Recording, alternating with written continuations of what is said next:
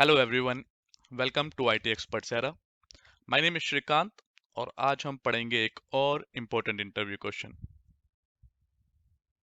ये एक्चुअली पूरा टॉपिक ही है और इस टॉपिक का नाम है what are the different type of constructors in C sharp. ठीक है, तो मूव करते हैं हम अपने विजुअल स्टूडियो कोड पे।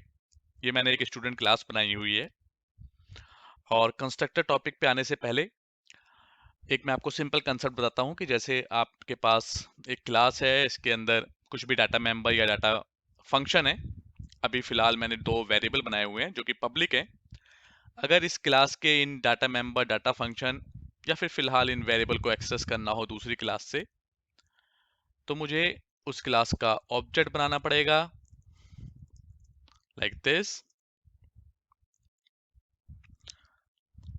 और फिर मैं उस ऑब्जेक्ट के नाम के साथ इसे कॉल कर सकता हूं। और ये जो स्टूडेंट काउंट, ये चीज मैं आराम से कॉल कर सकता हूं। चलिए इसे अभी हम प्रिंट करा देते हैं, कंसोल डॉट राइट लाइन, और मैं इसे प्रिंट कराना चाहता हूं। ठीक है, अब मैं अपनी एप्लीकेशन रन करता हूं और आप देखेंगे कि स्टूडेंट डॉट काउंट में 0 आ गया। 0 क्यों आया?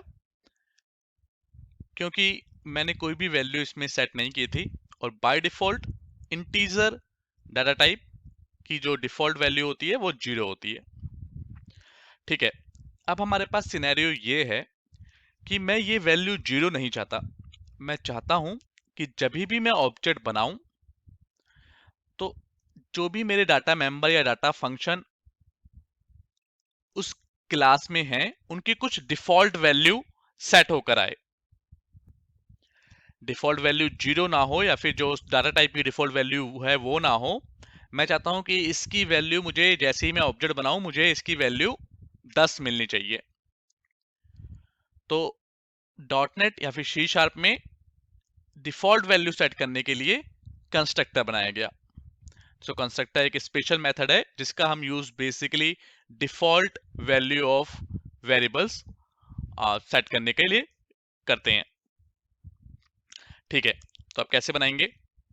सबसे पहले कंस्ट्रक्टर बनाने से पहले एक बात मैं आपको बता दूं कि यहां पे अभी हमने कोई कंस्ट्रक्टर नहीं बनाया है इस क्लास में, लेकिन फिर भी जब भी हम एक क्लास का ऑब्जेक्ट बनाते हैं, ये लाइन लिखते हैं, तो एक डिफॉल्ट कंस्ट्रक्टर ऑटोमेटिकली कॉल हो जाता है। तो ये शीशा बेसिकली होशियार है। अगर आपकी क्लास बनी हुई है और आपने उसका ऑब्जेक्ट बनाया तो एक डिफॉल्ट कंस्ट्रक्टर उसने अपने आप ही क्रिएट किया और उसे कॉल कर दिया। पर वो तभी होता है जब आपने अपनी क्लास में ऑब्जेक्ट नहीं बनाया, सॉरी, अपनी क्लास में कंस्ट्रक्टर नहीं बनाया। ठीक है, अब मैं इस क्लास में एक कंस्ट्रक्टर बना रहा हूं। तो सबसे पहले आपको कंस्ट्रक्टर का सिंटैक्स पता होना चाहिए। आप एक्सेस मॉडिफायर यूज करेंगे। फिलहाल के लिए मैं पब्लिक कर रहा हूं और फिर क्लास का नाम। सेम मेथड की तरह होता है ये, बट इसमें कुछ रिटर्न टाइप नहीं होता।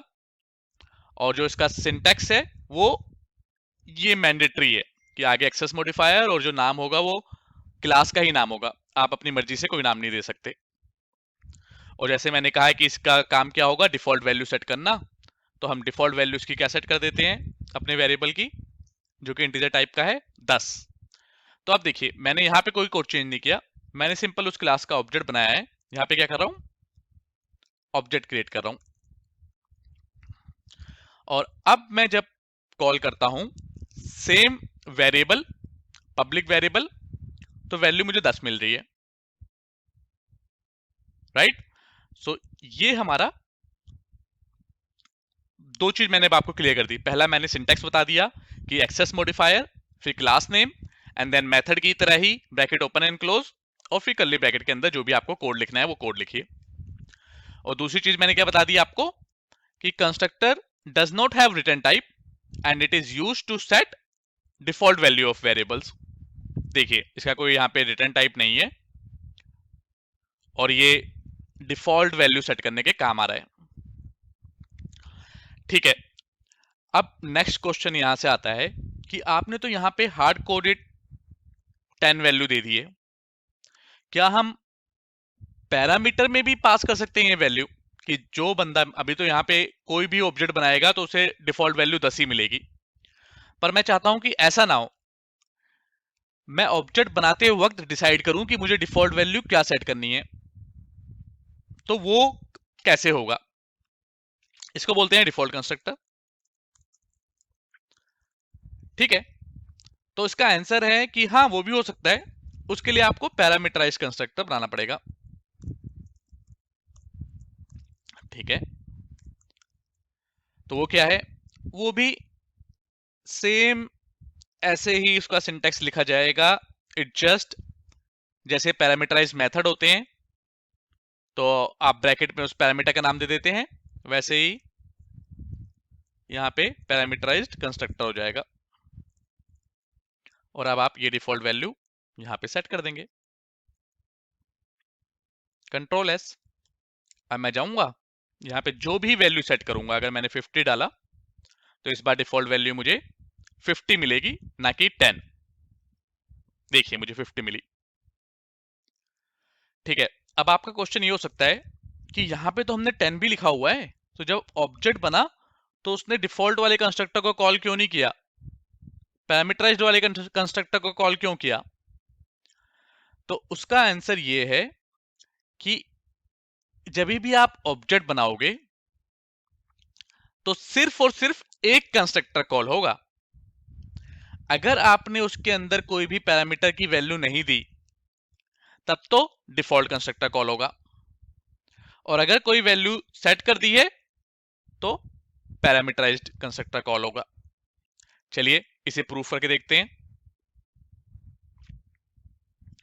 मैं अपने कंस्ट्रक्टर की बॉडी में लगा देता हूं डिबगर, और पहली बार मैंने पैरामीटर की वैल्यू पास की है, पैरामीटराइज्ड कंस्ट्रक्टर को कॉल किया है मैंने।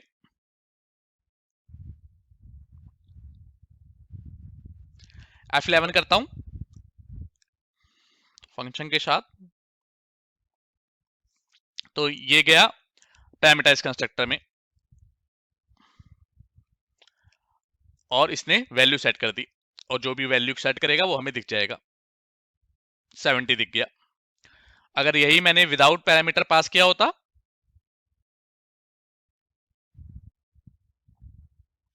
तो ये जाता और डिफॉल्ट कंस्ट्रक्टर कॉल करता, और इस बार वैल्यू क्या आ जाती, 10, क्योंकि डिफॉल्ट कंस्ट्रक्टर में हमने 10 वैल्यू सेट की हुई है। ठीक है, तो मेरे ख्याल से अब आपको पैरामीटराइज कंस्ट्रक्टर और डिफॉल्ट कंस्ट्रक्टर के बारे में पता लग गया। अब एक तीसरा कंस्ट्रक्टर भी होता है, और उससे पहले, तीसरे से पहले मैं ये बता दूं कि यहाँ पे आप कितने भी पैरामीटर ले सकते हो। जैसे मेथड में आप कितने भी पैरामीटर ले सकते हो, ये आपके ऊपर डिपेंड करता है, वैसे ही पैरामीटराइज कंस्ट्रक्टर में भी मल्टीपल पैरामीटर भी ले सकते हैं। ठीक है, अब मूव करते हैं कॉपी कंस्ट्रक्टर के बारे में बात करने की। ठीक है, बात करते हैं। कॉपी कंस्ट्रक्टर क्या है? कॉपी कंस्ट्रक्टर भी पैरामीटराइज कंस्ट्रक्टर है, बस इसमें डिफरेंस ये है कि जो इसमें पैरामीटर होता है वो खुद की क्लास का ही ऑब्जेक्ट होता है।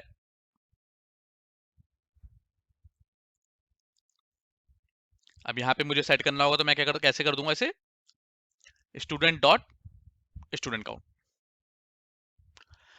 और अब आपको जब कॉल करना होगा कॉपी कंस्ट्रक्टर तो आप कैसे कॉल करेंगे? आपने पहले एक ऑब्जेक्ट बनाया, OBJ student dot student count को कुछ सेट कर दिया, 100 सेट कर दिया। अब जब आप दूसरा ऑब्जेक्ट बनाएंगे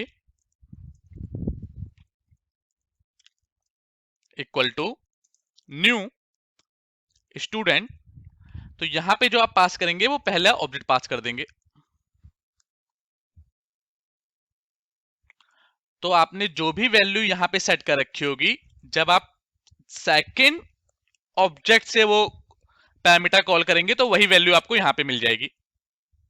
ठीक है, इसे रन करके डिबग करके देखते हैं क्या हुआ। पहले एक नॉर्मल ऑब्जेक्ट बनाया मैंने, डिफॉल्ट ऑब्जेक्ट, ये देखिए डिफॉल्ट वाला कॉल हो गया और इसने 10 वैल्यू सेट कर दी। अब मैंने वैल्यू जो भी अपने स्टूडेंट काउंट की है उसे ओवरराइड करके 100 कर दी। अब मैंने कॉपी कंस्ट्रक्टर बनाया। कॉपी कंस्ट्रक्टर ने इस स्टूडेंट काउंट को क्या कर दिया, 100 कर दिया।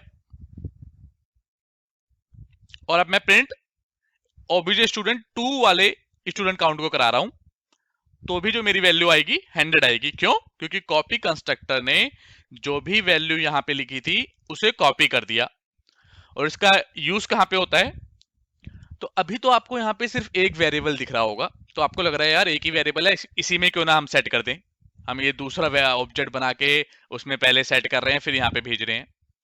लेकिन आप इमेजिन करिए कि यहाँ पे 100 वेरिएबल होते, 100 प्रॉपर्टीज होती और आपको 2 ऑब्जेक्ट बनाने होते और दोनों ऑब्जेक्ट में 80 प्रॉपर्टीज की वैल्यू सेम रहनी थी, सिर्फ 20 या फिर आगे की 10 वैल्यू चेंज होनी थी। तो आपके पास दो तरीके हैं, या तो आप दोनों को ऑब्जेक्ट बनाओ और दोनों में अलग अलग तरीके से 100 बार वो प्रोसेस रिपीट करो। और दूसरा तरीका क्या है कि एक बार आपने बना ली, 100 वैल्यू सेट की, उसे कॉपी कर लिया, अब जो बाकी की 20 वैल्यू चेंज हो रही हैं वो आप नए ऑब्जेक्ट में चेंज कर सकते हो। तो ऐसे सिचुएशन में हम कॉपी कंस्ट्रक्टर का यूज करते हैं। आई होप आपको ये क्लियर हुआ होगा। ठीक है, तो ये जो कंस्ट्रक्टर अभी तक मैंने बनाए ये कंस्ट्रक्टर थे नॉन स्टैटिक कंस्ट्रक्टर। अब एक स्टैटिक कंस्ट्रक्टर भी होता है। वो क्या होता है? उसमें आप सिंपल सबसे पहले तो स्टैटिक लिखोगे क्योंकि स्टैटिक कंस्ट्रक्टर है, और कोई भी एक्सेस मॉडिफायर नहीं आएगा। स्टैटिक कंस्ट्रक्टर के आगे कोई भी एक्सेस मॉडिफायर नहीं आता क्योंकि बाय डिफॉल्ट ये पब्लिक होता है। और जो भी बाय डिफॉल्ट पब्लिक होती हैं वो अपने आगे कोई भी एक्सेस मॉडिफायर अलाउ नहीं करती। रीजन जैसे कि आप इंटरफेस के अंदर भी देखेंगे तो जो उसके मेंबर होते हैं वो बाय डिफॉल्ट पब्लिक होते हैं, तो वो अपने आगे एक्सेस मॉडिफायर अलाउ नहीं करते। तो स्टैटिक कंस्ट्रक्टर भी बाय डिफॉल्ट पब्लिक होता है और ये सिर्फ और सिर्फ डिफॉल्ट कंस्ट्रक्टर होता है। इसके अंदर कोई भी पैरामीटर आप पास नहीं कर सकते। क्यों नहीं कर सकते? इसके लिए मैंने एक अलग वीडियो बनाया हुआ है, आप वो जाके चेक कर सकते हैं। अच्छा, स्टैटिक कंस्ट्रक्टर का क्या काम होगा? ये सेम काम करेगा, बस स्टैटिक वेरिएबल्स की डिफॉल्ट वैल्यू सेट करेगा। तो अगर मैं स्कूल नेम लिख दूं सेंट्रल स्कूल और इसे कॉल करूं, अब 2 हटा देते हैं, हमें एक ही की जरूरत है।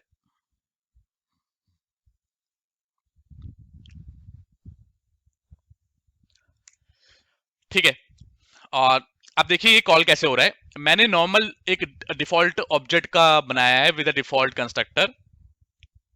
तो ये कैसे कॉलिंग हो रही है आप देखिएगा। F11 करता हूं, अभी तो डिफॉल्ट कंस्ट्रक्टर में गया है, मुझे रोक के दोबारा चलाना पड़ेगा क्योंकि तभी वो आप अपना सही बिहेवियर शो करेगा।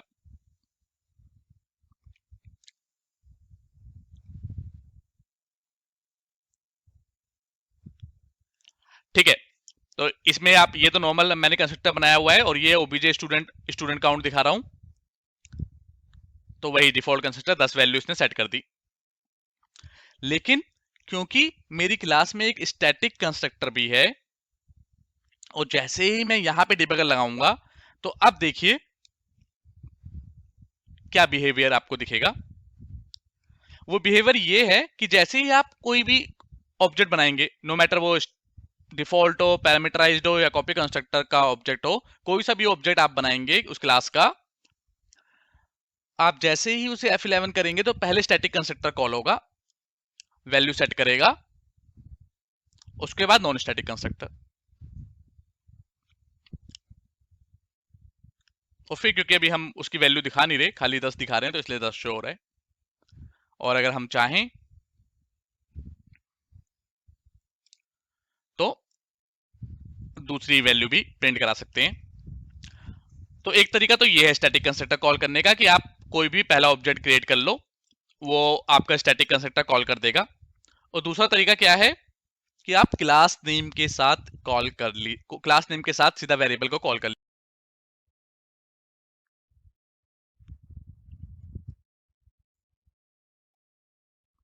ओके, तो यहाँ पे मैंने स्टूडेंट क्लास के साथ, क्योंकि मैं सिर्फ स्टैटिक प्रॉपर्टी ले सकता हूँ, तो हमारी स्टैटिक प्रॉपर्टी का नाम है स्कूल नेम, तो यहाँ पे मैं ये कॉल कर रहा हूँ। अब सिंपल इस पे डिबगर लगा के चेक करते हैं कि अब क्या हो रहा है। सीधा मेरा यहाँ पे आ गया डिबगर स्टैटिक कंस्ट्रक्टर पे, और मैं इसे अगर F10 करूं तो वैल्यू सेट हो गई। और फिर अपने नॉन स्टैटिक कंस्ट्रक्टर पे गया और अब जाके ये ऑब्जेक्ट एग्जीक्यूट हुआ। तो अभी वो जो गया था उसे ये मत समझिएगा कि इस लाइन पे आके वो स्टैटिक पे गया है, वो अभी पहले वाले ऑब्जेक्ट के थ्रू ही स्टैटिक कंस्ट्रक्टर पे गया और नॉन स्टैटिक कंस्ट्रक्टर पे गया। ये बात हमने पढ़ ली और हमें क्लियर हो गई कि जब भी पहला ऑब्जेक्ट बनेगा तो पहले स्टैटिक कंस्ट्रक्टर पे जाएगा, फिर नॉन स्टैटिक कंस्ट्रक्टर पे। अब क्या दोबारा स्टैटिक कंस्ट्रक्टर पे जाएगा जब मैं स्टैटिक वेरिएबल के साथ कॉल करूंगा? आंसर है नहीं। स्टैटिक कंस्ट्रक्टर सिर्फ और सिर्फ लाइफ टाइम में एक बार एग्जीक्यूट होता है। तो अगर मैं F11 करूंगा कोई फायदा नहीं हुआ। ये सिंपल जाके यहाँ पे प्रिंट करा देगा, लेकिन स्टैटिक कंस्ट्रक्टर पे नहीं गया। स्टैटिक कंस्ट्रक्टर का जो दूसरा तरीका मुझे अगर आपको दिखाना होगा तो मैं ऊपर की 2 लाइन को कमेंट करूंगा और सीधा क्लास नेम के साथ स्टैटिक वेरिएबल को यूज करूंगा। अब मैं इसे यूज करता हूं और डिबगर यहाँ पे मेरा हिट होगा। तो पहला तरीका क्या था स्टैटिक कंस्ट्रक्टर कॉल करने का? अगर मैं ऑब्जेक्ट बनाता हूं, पहला ऑब्जेक्ट जो भी बनाऊंगा उसके साथ कॉल हो जाएगा। दूसरा, तीसरा, चौथा ऑब्जेक्ट बनाया तो कॉल नहीं होगा। दूसरा तरीका है सिंपल, आप क्लास नेम के साथ कोई भी डाटा मेंबर या डाटा फंक्शन कॉल कर लीजिए। मैंने यहाँ पे एक डाटा मेंबर जो कि वेरिएबल है स्कूल नेम, उसे कॉल किया हुआ है। F11 किया तो स्टैटिक कंस्ट्रक्टर कॉल हो गया। इसने वैल्यू सेट की और वैल्यू हमारी आ गई सेंट्रल स्कूल। सो ये होते हैं हमारे 4 तरीके के कंस्ट्रक्टर। एक तो जब कोई भी कंस्ट्रक्टर नहीं होगा तो .NET अपने आप एक कंस्ट्रक्टर लगा देगा। कौन सा कंस्ट्रक्टर होता है? वो डिफॉल्ट कंस्ट्रक्टर। अगर आपने अपनी क्लास में एक डिफॉल्ट कंस्ट्रक्टर बना दिया, फिर आपका ही कंस्ट्रक्टर कॉल होता है। आप पैरामीटराइज कंस्ट्रक्टर भी बना सकते हैं, आप कॉपी कंस्ट्रक्टर भी बना सकते हैं और स्टैटिक कंस्ट्रक्टर भी बना सकते हैं। स्टैटिक कंस्ट्रक्टर सिर्फ और सिर्फ डिफॉल्ट कंस्ट्रक्टर होगा और उसके आगे कोई भी एक्सेस मॉडिफायर नहीं लगा सकते, और इसे ना ही पैरामीटराइज कंस्ट्रक्टर बना सकते हैं ना ही कॉपी कंस्ट्रक्टर। ऐसा क्यों? इसका आंसर मैंने एक दूसरी वीडियो में दिया हुआ है, आप जाके चेक कर सकते हो। ठीक है, तो एक बार ये पॉइंट फिर से रिवाइज कर लेते हैं। We can not call constructor as we call method, but it's get called automatically when we create object. तो जैसे हम मेथड को ऑब्जेक्ट डॉट मेथड नेम से की तरह से कॉल करते हैं, हम कंस्ट्रक्टर को वैसे कॉल नहीं कर सकते। कंस्ट्रक्टर को जब भी ऑब्जेक्ट बनाएंगे तो वो ऑटोमेटिकली कॉल हो जाएगा। ठीक है, नेक्स्ट पॉइंट क्या है? In a class when we create object only one constructor gets called based on parameter value. एक क्लास में एक ही कंस्ट्रक्टर कॉल होता है। अभी हमने चेक किया था कि अगर ये पैरामीटराइज भी है, यहाँ पे कॉपी कंस्ट्रक्टर भी है और डिफॉल्ट कंस्ट्रक्टर भी है, लेकिन जो भी आप वैल्यू आगे से पास करोगे ऑब्जेक्ट बनाते वक्त, अगर डिफॉल्ट किया तो डिफॉल्ट, पैरामीटराइज किया तो पैरामीटराइज, कॉपी कंस्ट्रक्टर किया तो कॉपी कंस्ट्रक्टर, बट एक ही कंस्ट्रक्टर कॉल होगा। Parameterize constructor are constructor with parameters, as simple as that. Copy constructor is a parameterized constructor having parameter as same class variable. उसमें जो parameter होना चाहिए वो सेम उस क्लास का ही वेरिएबल होना चाहिए। अब static constructor by default a public constructor, we can not add access modifier in front of it.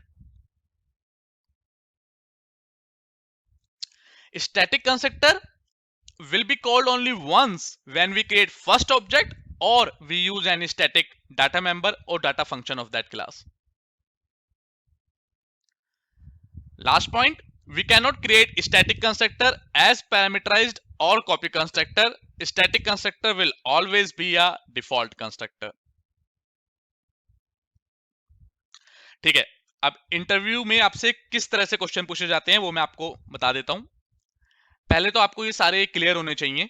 मैं यहाँ पे नीचे आपको ये कोड भी दे दूंगा जिससे कि आप इसे चला के एक बार चेक कर सकें। और जो इंटरव्यू में बेसिकली जैसे एक क्वेश्चन ये पूछा जाता है बहुत ही कॉमनली, क्या सेम नेम से दो कंस्ट्रक्टर आप बना सकते हैं? तो आपका आंसर होगा यस, बट एक स्टैटिक और दूसरा नॉन स्टैटिक। सेम नेम और सेम पैरामीटर में बेसिकली डिफॉल्ट बेसिकली क्वेश्चन होगा कि क्या डिफॉल्ट कंस्ट्रक्टर दो हो सकते हैं क्लास में? तो आपका आंसर होगा हो सकते हैं, बट एक स्टैटिक और एक नॉन स्टैटिक। नॉन स्टैटिक दो सेम कंस्ट्रक्टर नहीं हो सकते, उसके पैरामीटर अलग होंगे। सेम ऐसे ही आप एक पैरामीटर जिसकी जो इंटीजर टाइप का हो दूसरा कंस्ट्रक्टर नहीं बना सकते, वो एरर दे देगा। आपको पैरामीटर चेंज करने पड़ेंगे, आइदर पैरामीटर का टाइप चेंज करें या फिर पैरामीटर का काउंट चेंज करें। ये तो सिंपल जैसे मेथड ओवरलोडिंग के केस में होता था वही सेम यहाँ पे भी फॉलो होगा। तो ये एक इंटरव्यू का क्वेश्चन था कि वो पूछ लेते हैं कभी कभार कि डिफॉल्ट कंस्ट्रक्टर एक क्लास में कितने बना सकते हो? आपका आंसर होगा दो बना सकते हैं, एक स्टैटिक एक नॉन स्टैटिक। और ये भी पूछेगा क्या दोनों कॉल होंगे? तो आप बोलोगे यस दोनों होंगे। फिर पूछेगा कौन सा पहले कॉल होगा कौन सा बाद में कॉल होगा?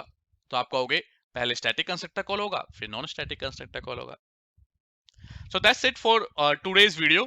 थोड़ा सा वीडियो लंबा हो गया, बट आई होप आपको कुछ चीजें समझने को यहाँ पे मिली होंगी, और जब इंटरव्यू में आपसे क्वेश्चन पूछा जाएगा तो आप अच्छे से आंसर देंगे। अगर आपको वीडियो पसंद आया है तो मेरा वीडियो लाइक कीजिए, शेयर कीजिए, इस चैनल को सब्सक्राइब कीजिए और बेल आइकन दबाइए, जिससे कि नेक्स्ट टाइम जब मैं वीडियो डालूं तो आपको नोटिफिकेशन आ जाए। और मैं बहुत सारे इंटरव्यू क्वेश्चन यहाँ पे डालने वाला हूँ, तो आपको ये बहुत ही बेनिफिशियल रहेंगे और नेक्स्ट टाइम इंटरव्यू में आप उसे अच्छे से आंसर दे पाएंगे। सो मिलते हैं नेक्स्ट वीडियो में।